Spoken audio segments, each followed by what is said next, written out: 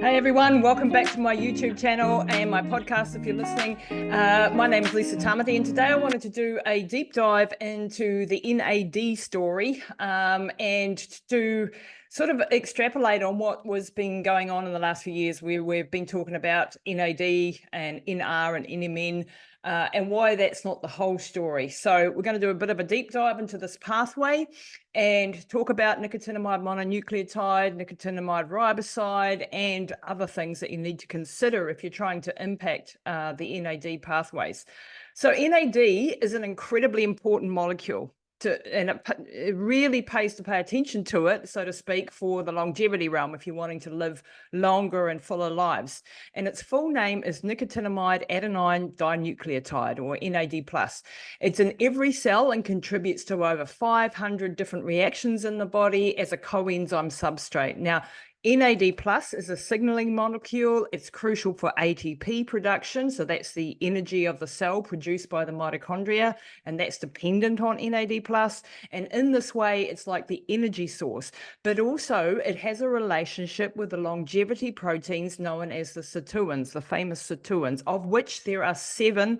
And so just briefly, let's discuss sirtuins and why they're important to the story before we carry on with our NAD information. So sirtuins are a family of proteins that play critical roles in regulating cellular health, aging, and metabolism. They are NAD+ dependent deacetylases or ADP ribosyl transferases involved in various cellular processes. So there are 7 sirtuins, SIRT1 through SIRT7, and each has its distinct roles in cellular locations. So SIRT1 is found predominantly in the nucleus and the cytoplasm, and it regulates cellular stress responses, metabolism, and insulin sensitivity. It also influences lifespan and neuroprotection. Sirtuin 2 is located mainly in the cytoplasm, where it's involved in the cell cycle and gene expression and fatty acid oxidation, and it also plays a role in neurodegeneration. Then we have the really important one, SIRT3, primarily mitochondrial. So SIRT3 regulates mitochondrial function, energy metabolism, and the body's responses to stress conditions. And it's crucial for the maintenance of mitochondrial integrity. SIRT4, also mitochondrial, it's involved in amino acid metabolism, insulin secretion, and mitochondrial DNA repair. SIRT5 is located in the mitochondria as well, and it modulates nitrogen metabolism and is involved in the regulation of the urea cycle and the fatty acid oxidation.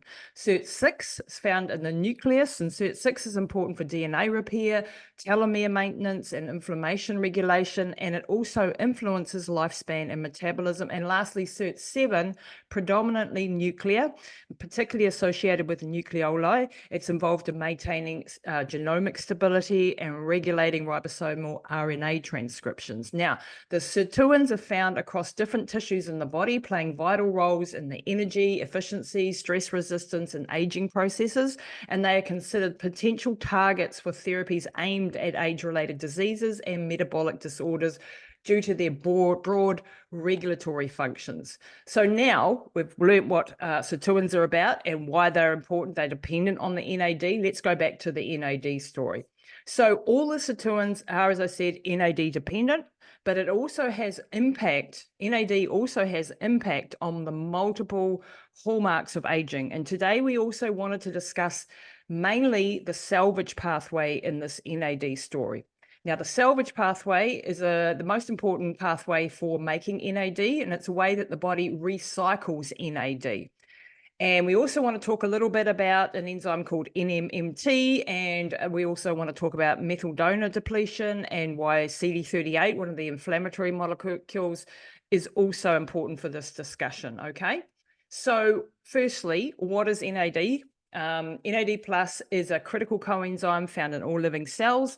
In fact, if you didn't have it, you would literally be dead in 30 seconds. It's that crucial. And it plays a central role in the metabolic processes, acting as a key electron carrier in the transfer of energy from the breakdown of food molecules to cellular functions. And NAD+ is involved in redox reactions, carrying electrons from one reaction to another. And this process is vital for the production of ATP, or adenosine triphosphate, which is your energy currency of the cell. And that's what makes you be you, have the energy to do all the things that you do every day. So beyond its essential role in metabolism and energy production, NAD+ is also crucial for, get this, DNA repair. DNA repair. It participates in repairing DNA. It's also important for gene expression. So NAD+ influences gene expression related to aging and stress responses. It's also important for cellular signaling. It acts as a substrate for several enzymes, including those sirtuins, which we talked about, and which regulate the various cellular processes such as aging, inflammation, and stress resistance. It's also important for calcium signaling. And the levels of NAD naturally decline with age, leading to the hypothesis that this decline is linked to aging and various age-related diseases.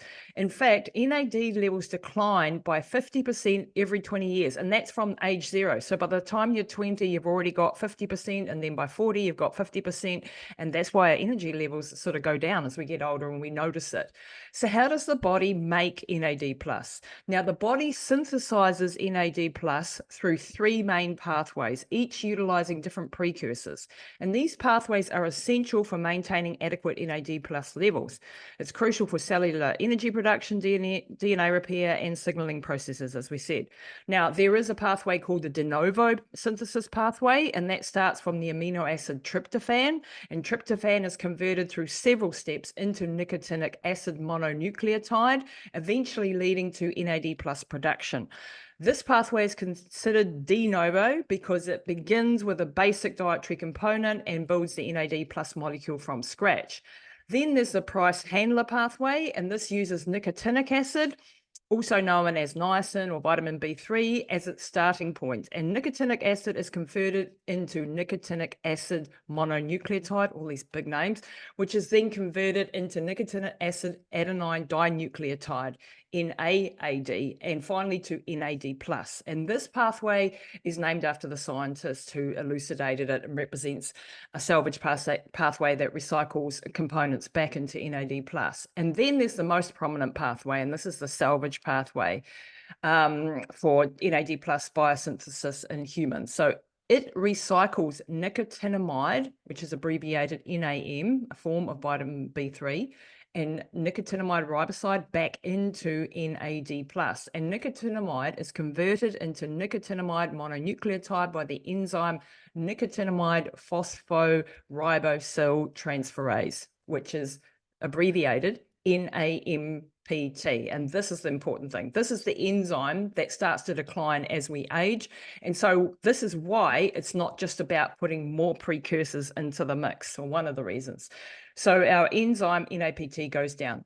So NMN is then converted into NAD+ through this NAMPT enzyme. And this pathway is crucial because it helps salvage and recycle NAM, a byproduct of NAD+ consuming reactions, such as those involving the sirtuins. Also, the PARPs are important here. And these pathways collectively ensure that the body can efficiently produce and recycle. That's the important point, recycle NAD+.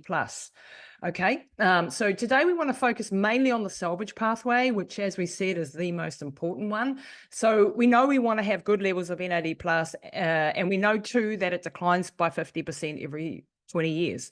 So if you have high levels of NAD+, you are going to have good levels of energy production and good levels of cellular maintenance and repair. And if you have low levels of NAD+, you have low energy production and low levels of cellular repair and maintenance. And that sentence alone should give you pause, because that's the difference basically between being full of energy like a child who repairs really quickly and is loving life, and someone who's very elderly, who's got no energy and doesn't want to move and everything hurts, and they've got they can't repair when they get an injury. So how do we boost our NAD plus levels? Well, as usual in biology, it's not straightforward as we initially thought. Scientists thought, well, we can just take NAD plus as a molecule. And then they worked out that it's very, very unstable. It's a very big molecule. It can't get into the cells as such, and it's very unstable. So that was off the table. And then we started to progress to looking at NAD precursors like NMN or nicotinamide mononucleotide, which is just one enzymatic step away from NAD+, or nicotinamide riboside, which is just two sort of steps away. And this yielded some fruit. However, it wasn't the whole story, especially in older cells. So people that are older, so their cells are not quite working like the younger cells. And this is where it gets really interesting and more complicated. So you head off and grab some NMN or NR. There's a big debate out of which is better, but hey, whatever.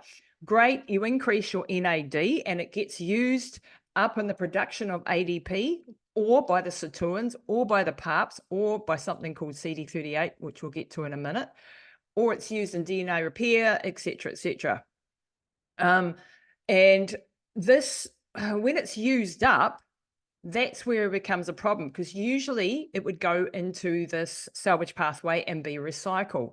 So DNA repair, let's talk a little bit about PARPs. PARPs detect DNA damage, facilitate its repair, and when PARPs encounter single-stranded DNA breaks, they catalyze the addition of ADP ribose units from NAD+ to themselves and other target proteins. Now, this modification recruits DNA repair proteins to the site of damage, initiating the repair process.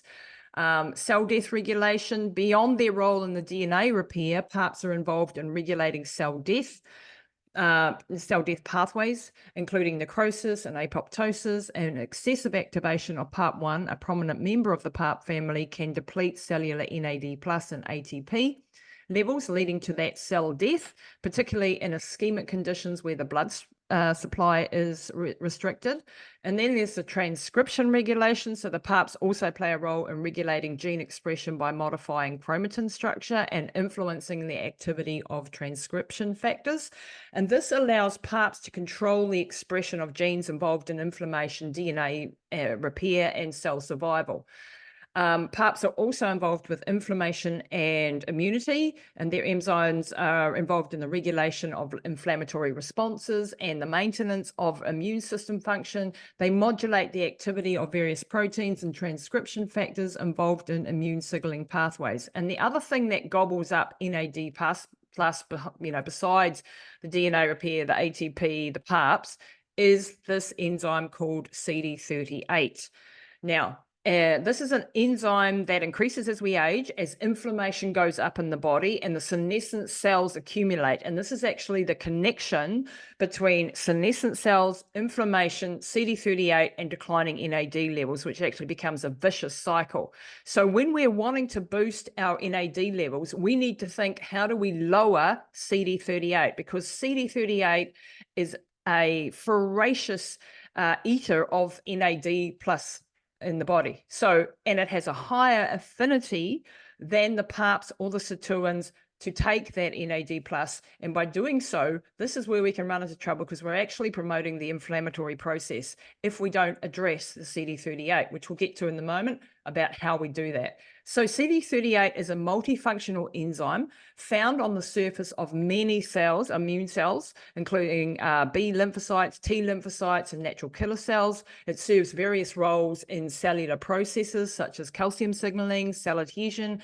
and the regulation of immune responses. And CD38 is also involved in the metabolism of NAD+, as we said, by catalyzing the conversion of NAD+ to ADP ribose and nicotinic acid adenine dinucleotide phosphate, or NAADP.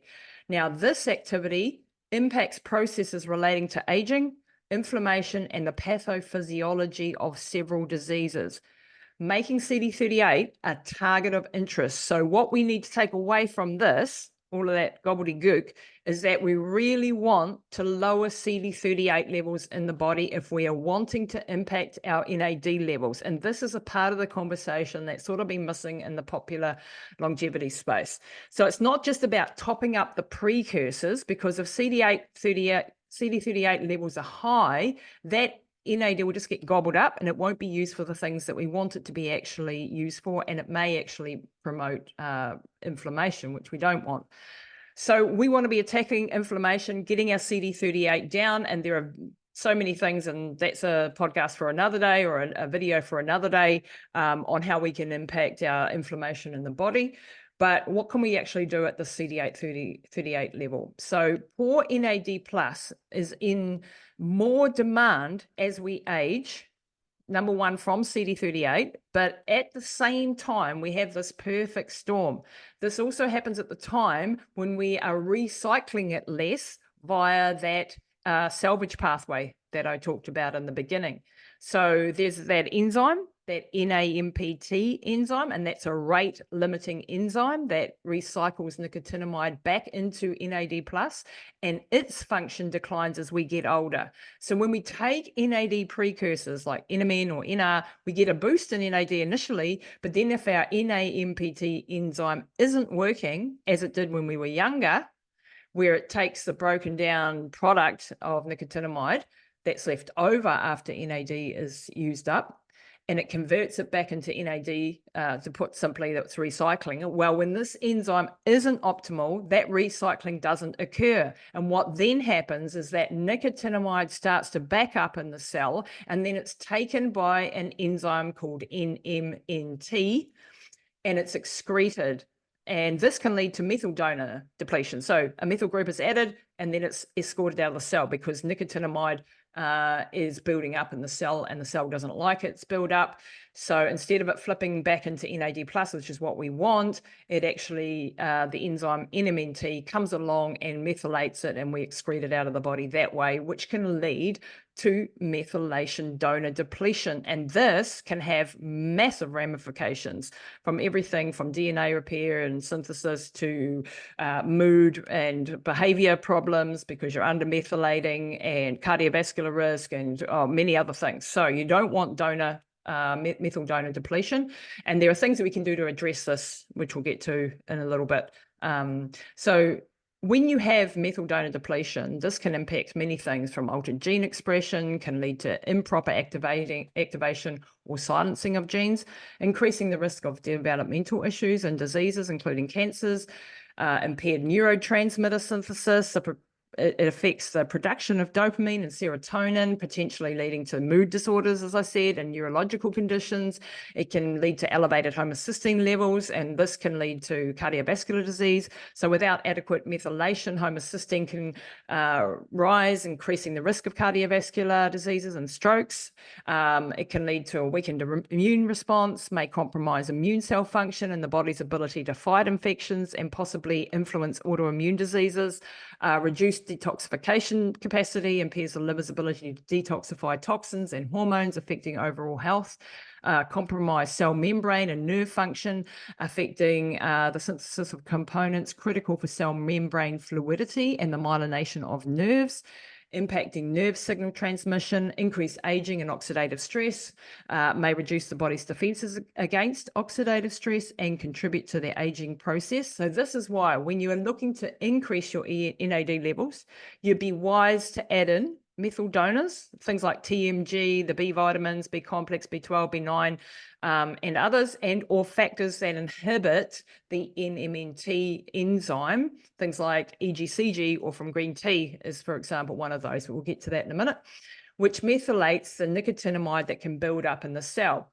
But I'm sort of getting ahead of myself. So back to that NAD salvage pathway. So when we are wanting to increase our NAD levels, we need to think in terms of the system at play. So number one, we want the precursors for sure, and more about that in a minute. Number two, however, we want to make sure that the NAMPT PT enzyme is upregulated and recycling that nicotinamide back into NAD, and this just keeps going round and round. So this is why it's not just about the precursors going around once, but going around again and again. And thirdly, there's an enzyme called NQO1, which flips NAD plus to NADH and back. And as we age, this ratio changes and we get more of the NADH and less of the NAD plus, and we don't want this. So fourthly, we want to stop the breakdown product from NAD, nicotinamide, that doesn't build up, so that it doesn't build up excessively in the cell, which leads to the upregulation of that NMNT, which leads to methyl donor depletion and all those consequences that we just mentioned. Fifthly, can you say that? Fifth on the list, we want to down-regulate the production of CD38, either through lowering inflammation or taking something to lower this enzyme, and this alone can have major impacts on the levels of NAD in our bodies.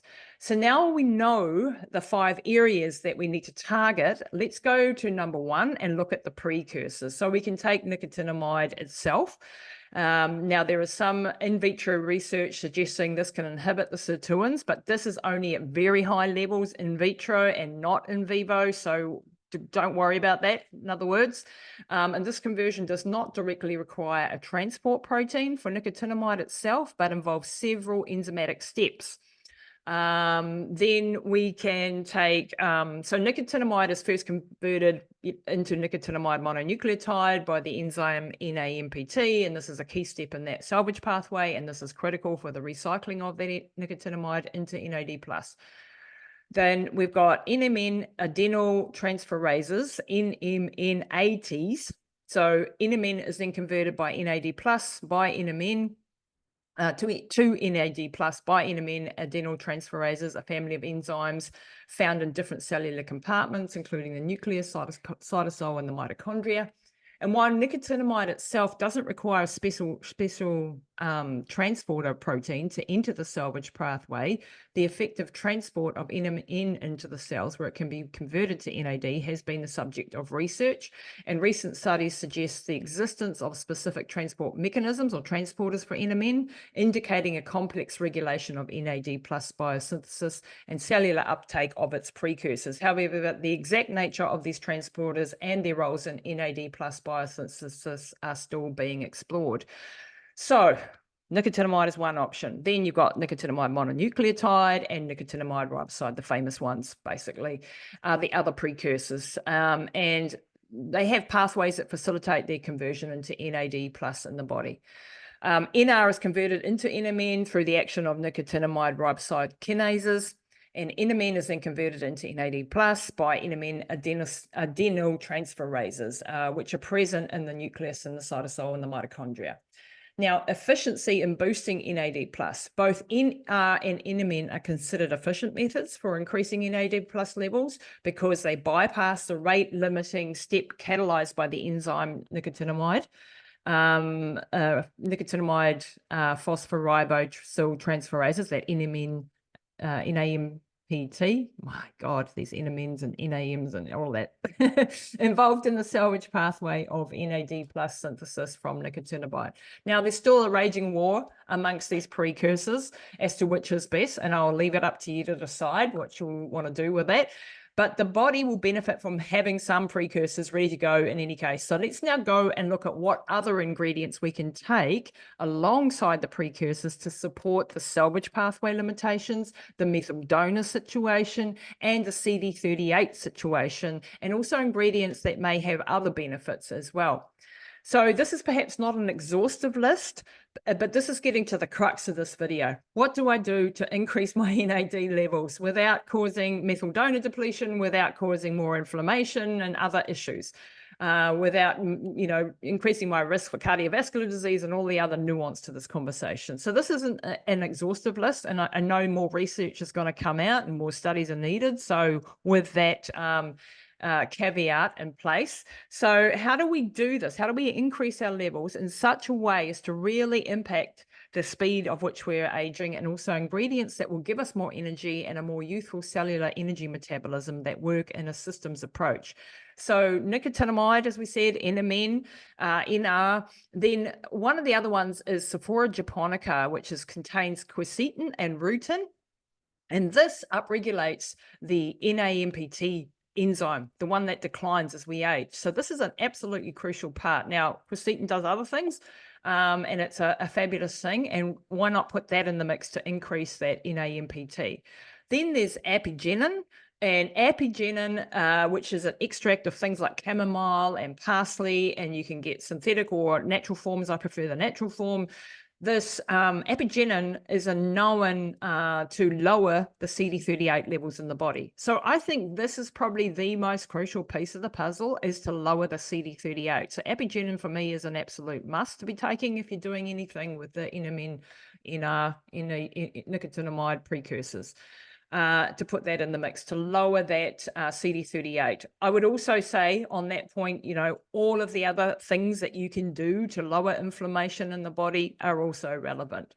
Then there's another supplement called Ergothionine, and it's an amino acid that contains a sulfur group, so it's a powerful antioxidant, but it has also other benefits. It's derived from foods like broccoli and mushrooms and liver and some beans, and ergothionine has its own transporter in the body, the OCTN transporter, that helps it get into cells, and we can accumulate it, but we can't make it. We have to consume it, and it has the potential to protect cell membranes, protect DNA, and protecting mitochondria. And population-based studies and groups that consume more of this ergothionine in the diet are associated with longer lifespans and longevity and decreased all-cause mortality. So also a good thing to maybe put in the mix.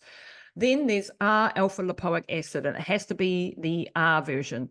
And this has a number of things. It activates the AMPK pathway, which it also helps with the NAMPT, and it can help with that NQ01 conversion of the NAD plus to the NADH. So that's an important one, but it has to be the R version. The other version is not so bioactive, so not bioactive. Make sure it's the right version. Then we got things like PQQ, pyrroloquinone, quinone.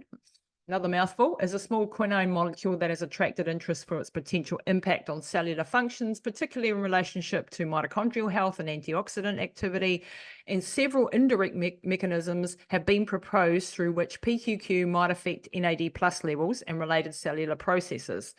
Mitochondrial biogenesis, for example, is known to stimulate the production of new mitochondria within the cells, and this is partly mediated through the activation of cellular pathways involving the PGC1 alpha, a key regulator of energy metabolism. And since mitochondria are crucial for NAD production and utilization in energy metabolism, PQQ's role in enhancing mitochondrial function could indirectly support the maintenance or increase of NAD plus levels. It also has antioxidant activity, sirtuin activity, you name it, it's got it.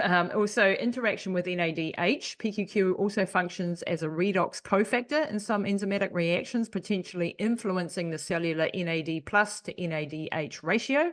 And as I said, this ratio is critical for various metabolic processes, including those influencing cellular aging and health. Then there's a molecule called OneMna, and this is pretty new, hardly known. And I'm going to be doing more research on this, and I hope to bring you some more information on it. But it's an innovation resulting from several years of research conducted by scientists in multiple research centers all over the world. And it's a molecule that's got a patent on it. It's formed in the organism as a result of the metabolism of something called vitamin PP. And OneMna is a physiological substance of vitamin origin, which can also be found in nature. And the physiological ability to transform PP vitamin decreases with age. Supplementing the diet with OneMna is recommended, especially for the elderly. And this is something that I think is important, because I think putting nicotinamide mononucleotide or nicotinamide riboside into an elderly population is maybe not the best way to go. There will be more information coming out on this, and one of my teachers is an absolute fan of OneMna, and I'm waiting for her to teach me a little bit more about it, so stay tuned for that. And then there's just a new study that's come out very recently, which might cover in a different episode, and it's in the Nature magazine, and it's called A Terminal Metabolite of Niacin Promotes Vascular Inflammation and Contributes to Cardiovascular Disease. And I haven't had time to go and do a deep dive into this, but this is saying that, if you have an excess of nicotinamide in the cell, this could lead to 4PY and 2PY, and this could increase cardiovascular risk and stroke and other sorts of things. So I have to dissect that paper. I don't know enough about it. I can put a link down below in the show notes if you want to go and do a deep dive yourself, and perhaps I'll cover that off in the next episode in the NAD story. So it's a very complicated pathway. But what I want you to take away from this is it's not just about the precursors. It's the precursors plus, and no study has ever shown that it's a lack of precursors that leads to NAD decline. What's more shown is that the NAMPT enzyme decreases as we age, and so the ability of this recycling pathway is going awry, and that the CD38 is going up as our inflammatory, as our senescent cell load goes up in our body, and CD38 is eating the hell out of our NAD. So this is, and then we got that ratio problem where the NAD plus to NADH ratio is the other element here. So think about that when you're designing your protocol. Maybe put in some of those other precursors, or sorry, not precursors, those other supplements and ingredients into the mix if you are going to supplement with either nicotinamide or niacin or NR or NMN or 1-NMA. Maybe think about adding in those other things like alpha lipoic acid, quercetin, apigenin, and some of the other things, the ergothionine and PQQ, etc. So it's a big story. It's still evolving. It's interesting to follow it. And I hope this was of some benefit to you. And I hope it didn't confuse the hell out of you. I confused myself for definitely. So if you enjoyed this content though, please give it a like and subscribe to the channel and leave a comment below. Tell me what your thoughts are on the whole NAD story. It's something that we all need to keep an eye on as we move forward so that we can be up on the latest and greatest information so that we can impact our aging. And that's what this channel is all about. How do we live longer, healthier lives, and not decline so quickly? And how do we be more vital as we move forward? So please like, share, and comment, and share this with everyone else. Let me know where you're from, and make sure you check out my podcast as well, Pushing the Limits, where I get to interview all these amazing scientists. So don't take my word for it. It's all these amazing scientists and doctors telling me these stories. I'm just the conduit to share the information as I see it. Of course, none of this was medical advice. Get your advice from your own medical practitioner, but I hope this was educational, entertaining, and there's more to come in this story is what you need to know. Thanks, guys.